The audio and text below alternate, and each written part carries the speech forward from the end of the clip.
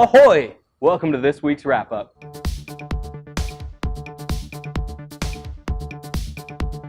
So, getting right into our Paracord Planet news, our two YouTube videos that came out this week were a pirate-themed bracelet tutorial, which is also the theme of our video today, as well as we dropped an easy paracord lanyard tutorial, which was a follow-up to our last paracord lanyard tutorial. If you don't have the buckle we used on that project, or you're looking for something a bit more simple, make sure you check out that video.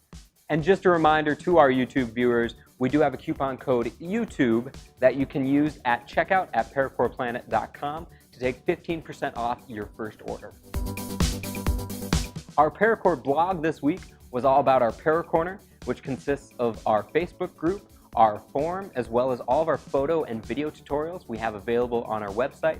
If you want more details on how to use those resources, make sure you check out our paracordplanet.com blog.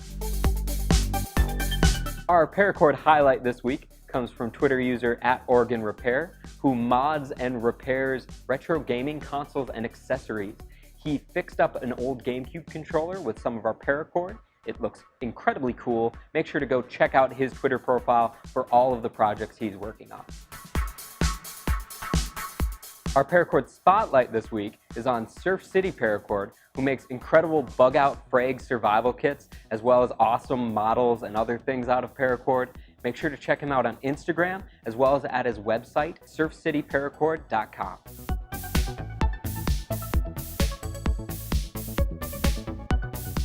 And now for what we wrapped this week. Got this nice glass bottle wrapped in Ocean Waves Paracord. Maybe it could hold a pirate's favorite libation, Yarr. Next week, we're gonna wrap